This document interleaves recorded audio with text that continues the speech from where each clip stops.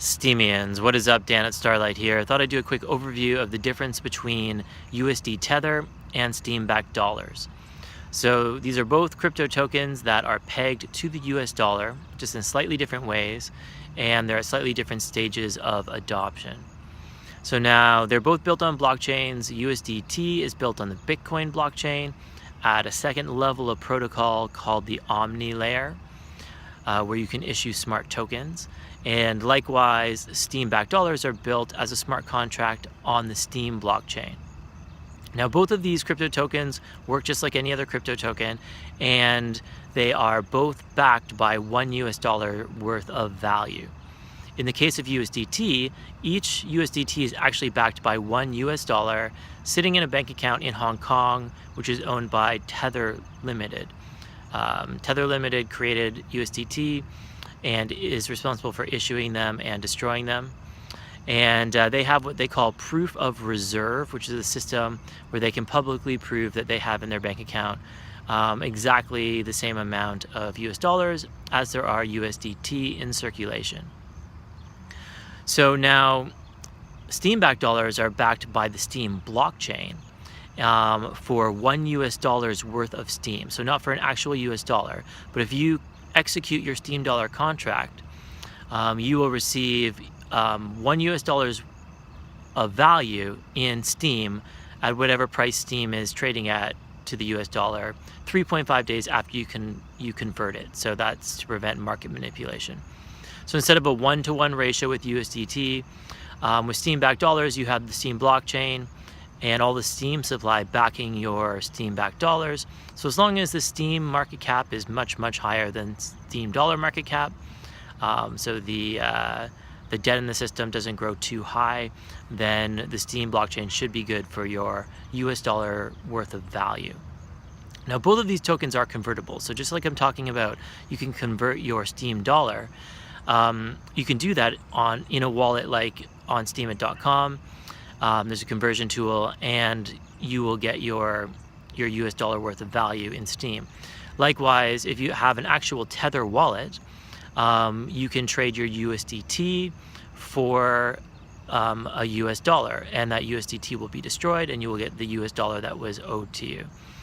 And it's similar process for creation. If you have a Tether wallet, if you have a US dollar, you can basically convert that into USDT, and they hold your US dollar, and that USDT is in existence again until you trade it back, and then it's destroyed and you get your US dollar back.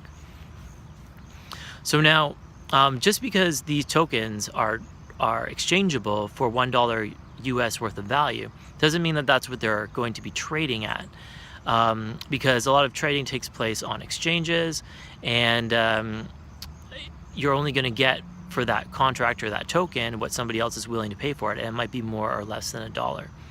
Now, USDT has done a lot better job of holding the peg on exchanges.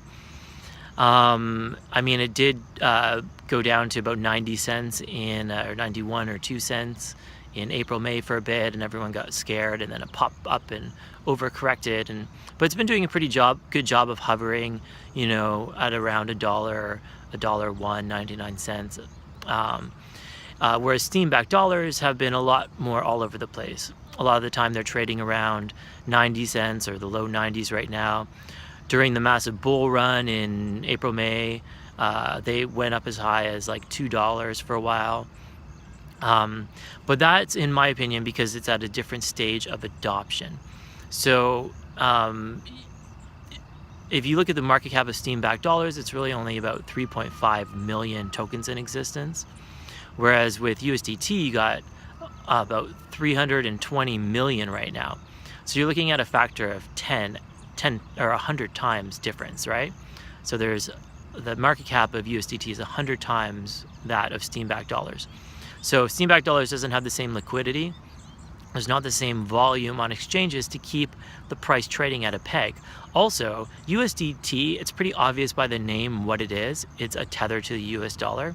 But Steam dollars aren't as obvious to people who are just stumbling upon them on an exchange. So, for instance, if they had called them, you know, Steam US Peg, I think a lot of people would understand what it is. But just Steam dollars, a lot of people on some exchange like Poloniex might just think it's some shitcoin that they decide to pump, just like they do all the other ones that they don't know what their utility actually is. So that's basically it. I think that eventually over time, Steam dollars, as people understand what they are and realize, oh, that's not, also I think some people confuse them with Steam as well. So once people understand what they are, and once the market cap grows, you know, significantly, I think it'll hold the peg a lot better, because for as long as it's not holding the peg, there's a great sort of arbitrage type opportunity, and that is to be buying them, Steam-backed dollars, for instance, under $1, and then converting them right away, and then buying them back under $1, and then converting them. So it's basically some free money, right? So as long as that free money exists, and as more and more people realize it, you know, they'll drive the price to maintain the peg, right? So that's sort of the advantage and disadvantage of both of these tokens right now. USDT is a little bit more mature, holds the peg a lot better, so it's great if that's what you want, a peg, you know, to trade in and out of the rest of these volatile cryptocurrencies. Whereas I do think that SBD will eventually get there, but until it does, then there's a great opportunity there to be an early adopter of them and make some free money. So, and I mean, it's not easy, don't get me wrong, like, you have to know what you're doing. You really have to understand the intricacies and have a good sense of how the market, both internally on Steemit, and in the Steem blockchain, as well as the exchanges sort of work. So, but you definitely can make a lot of money just trading Steem dollars right now. So anyways, I thought I'd just do that overview. Hopefully that answers any questions you have between the two of these.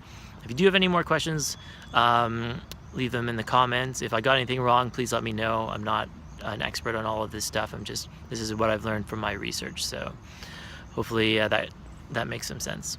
Dan at Starlight, peace out.